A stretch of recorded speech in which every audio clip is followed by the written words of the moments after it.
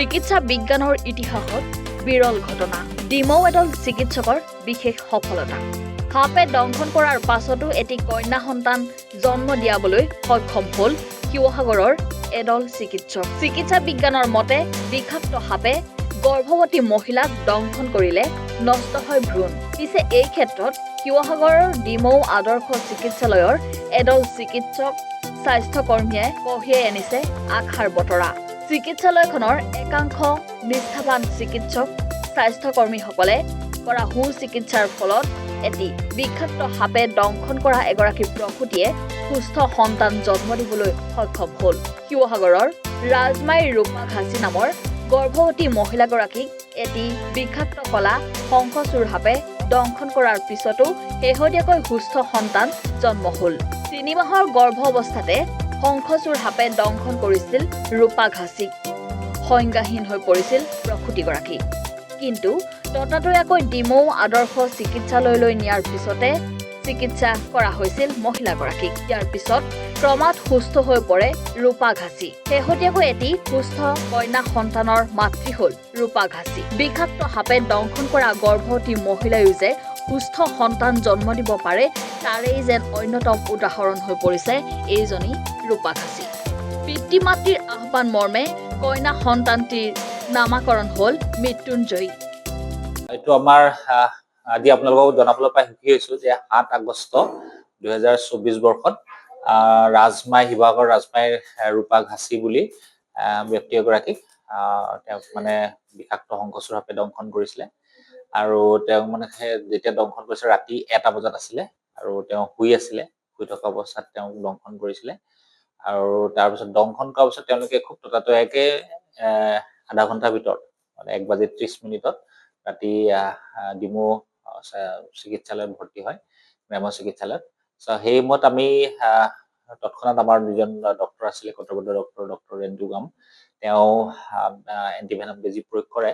কিন্তু যিহেতু যিটো সৰ্পটোৰ যিটো আছিলে মানে পোৱালি সাপ আছিলে, সেই গোটেই বিষখিনি মানুহগৰাকীক ঢালি দিছিলে। সেইকাৰণে তেওঁক এণ্টিভেনম দিয়াৰ পিছতো ৰিকভাৰী নোহোৱা দেখি পেলাই আমি যিটো আমাৰ টাই আপ হস্পিটেল আছে, প্ৰাইভেট হস্পিটেল, ডিমৌ আমাৰ প্ৰগতি হস্পিটেল, ব্যক্তিগত প্ৰগতি হস্পিটেল আৰু চুকাফা হস্পিটেল, এই দুখনত আমি টাই আপ কৰি থোৱা আছে খুব ৰেহাই মূল্যত তেওঁলোকক ICU সুবিধা দিবৰ কাৰণে। গতিকে তেওঁক কালক্ৰমত ICU বা ভেণ্টিলেশ্যন যিটো মানে কৃত্ৰিম শ্বাস প্ৰশ্বাসৰ প্ৰয়োজন হৈছিলে। আৰু যিহেতু আমাৰ ডিমৌ হস্পিটেলত সেই ব্যৱস্থাটো নাই, আমি প্ৰগতি হস্পিটেলত তেখেতক স্থানান্তৰিত কৰা হৈছিলে। আৰু এক ৰাতি তেওঁক আমি ইয়াতে আমাৰ স্বাস্থ্যকৰ্মীসকলে, প্ৰগতি হস্পিটেলৰ ICU স্বাস্থ্যকৰ্মীসকলে শুশ্ৰূষা কৰে, ভেণ্টিলেশ্যনত বা মানে কৃত্ৰিম শ্বাস প্ৰশ্বাসত ৰাখে। আৰু পিছদিনাখন যেতিয়া ভেণ্টিলেশ্যনটো আঁতৰিছিলে, মানে কৃত্ৰিম শ্বাস প্ৰশ্বাসৰ ব্যৱস্থাটো আঁতৰোৱা হৈছিলে, তাৰ পিছদিনাখনে আমি আকৌ ডিমৌ হস্পিটেল তেখেতক ট্ৰেন্সফাৰ কৰাইছিলে। কাৰণ তেওঁলোক খুব দিন হাজিৰা কৰা মানুহ আছিলে, দুখীয়া মানুহ আছিলে, গতিকে ব্যক্তিগত চিকিৎসালয়ৰ খৰচ তেওঁলোকে বহন কৰিব পৰা নাছিলে। গতিকে তেওঁক আকৌ চিফ্ট কৰা হৈছিলে আমাৰ ডিমৌ হস্পিটেলতে। কিন্তু তেওঁৰ মানে ৩ মাহৰ অন্তঃসত্ত্বা আছিলে। মানে তেওঁৰ প্ৰথম আমি তাৰ মানে টাৰ্গেটটো লৈছিলো মানুহজনী বচোৱা। তাৰপিছত আমি যেতিয়া তাই বাচি গ'ল বিষাক্ত সৰ্পদংশনৰ পিছত, কলা শংখচূড় বুলি কয়, বুম্বাৰাছ নাইজাৰ স্পেচিছ। তাৰপিছত যেতিয়া আমি পেটত থকা বাচ্ছাটোৰ বিষয়ে আমি তেওঁক মানে ভালকে ৰাখিবলৈ আমি চেষ্টা কৰিলো। প্ৰত্যেকটো মাহে মাহে তেওঁৰ আল্ট্ৰাচাউণ্ড কৰা হৈছিলে। ডক্টৰ সীমান্ত জ্যোতি তাই গাইনকলজিষ্ট, আমাৰ স্ত্ৰীৰোগ বিশেষজ্ঞ, তেওঁ তাৰ শুশ্ৰূষা লৈছিলে। আৰু লগতে আমাৰ মানে পেডিয়াট্ৰিচিয়ান, চাইল্ড ডক্টৰ, শিশুৰোগ বিশেষজ্ঞ ডক্টৰ গৌৰৱ চৌধুৰী আৰু হৃদয় বৰুৱা, তেওঁলোকে তাৰ কেয়াৰ লৈছিলে, মানে শুশ্ৰূষা কৰিছিলে PBৰ। আৰু আপোনালোকক জনাবলৈ পাই সুখী যে আপোনাৰ ২১ ফেব্ৰুৱাৰী ২০২৫ বৰ্ষত ৯ মাহত, তাই যেতিয়া ৩ মাহৰ পৰা যেতিয়া ৯ মাহ অতিক্ৰম কৰিলে, তাই ৰূপা ঘাচিয়ে এটা সুস্থ সবল কন্যা সন্তানৰ জন্ম দিয়ে। সাধাৰণতে কি হয়, যেতিয়া বিষাক্ত সৰ্পই দংশন কৰিলে সাধাৰণতে কি হয়, পেটত থকা গৰ্ভস্থ সন্তানটি সাধাৰণতে নষ্ট হৈ যায়। আৰু কেতিয়াবা কি হয়, জন্ম হলেও তেওঁৰ সেই গৰ্ভস্থ সন্তানটিৰ মানে বিসংগতি থাকে। কিছুমানৰ হাত নাথাকে, কিছুমানৰ ভৰি নাথাকে, কিছুমানৰ মূৰটো ডাঙৰ থাকে, তেনেকুৱা ধৰণৰ বিসংগতি দেখা দিয়ে।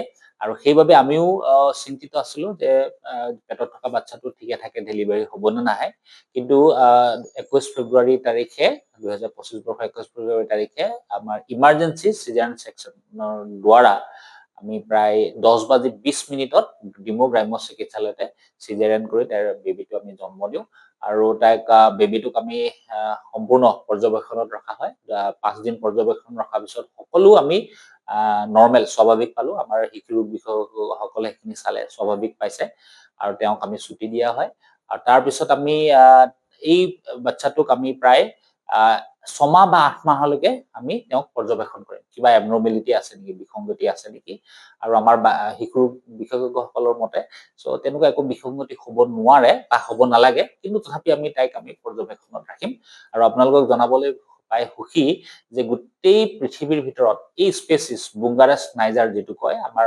কলাহংকচুৰ সাপে গৰ্ভৱতী মহিলাক 3 মাহতে দংশন কৰাৰ পিছত বেবিটোৰ কোনো ধৰণৰ অপকাৰ নোহোৱাকৈ সুস্থভাৱে এগৰাকী সুস্থ সবল কন্যা সন্তান জন্ম পৃথিৱীৰ ভিতৰতে প্ৰথম আৰু কোটো তেনেকুৱা ধৰণৰ আমি জাৰ্নেল বা কেছ ৰিপৰ্ট আমি গোটেই পৃথিৱীতে পোৱা নাই আৰু এটা আমি কথা কৈছো যে তেওঁলোকে যেহেতু দিন হাজিৰা কৰা মানুহ আৰু গাঁৱতো আপোনাৰ ধৰক গৰ্ভৱতী মহিলাটো মানুহটো মৰে বুলি ভাবেই তাতে যদি পেটত যিখিনি বেবি আছে সেইখিনিটো মৰে বুলিয়ে ভাবিছিলে গাঁৱত বিশেষকৈ ৰাজমাই অঞ্চলত আৰু তাৰোপৰি কি হৈছিলে ৰূপা ঘাসিৰ মানে আগতে দুটা প্ৰেগনেন্সি লছ হৈছিলে মানে আগতে প্ৰেগনেন্ট হৈছিলে তাই গৰ্ভৱতী হৈছিলে যদি পেটতে ভ্ৰূণটো নষ্ট হৈছিলে গতিকে এইবাৰো নষ্ট হ'ব বুলি সবে ভাবিছিলে গতিকে যেহেতু তাই মৃত্যু জয় কৰি আহিছে গতিকে আমি তেওঁৰ মাক দেউতাকৰ সন্মতি সাপেক্ষে তেওঁলোকে আমাৰ নাম এটা দিব ক'লে সো তাইক আমি নামটো মৃত্যুঞ্জয়ী বুলি নামকৰণ কৰো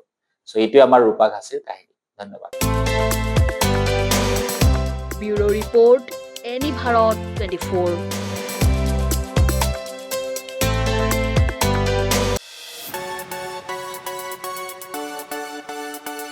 ৰঙাপাৰাবাসীৰ বাবে সুখবৰ আপুনি যদি দুচকীয়া বাহন ক্ৰয় কৰিব বিচাৰিছে তেন্তে এতিয়াৰ পৰা আৰু চিন্তাৰ কোনো প্ৰয়োজন নাই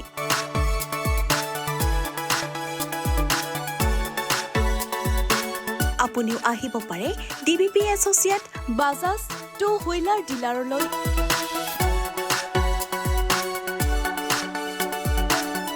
আমাৰ ঠিকনা হৈছে ৱাৰ্ড নং 8 ঠাকুৰবাৰী ৰোড ডাকঘৰ ৰঙাপাৰা জিলা শোণিতপুৰ অসম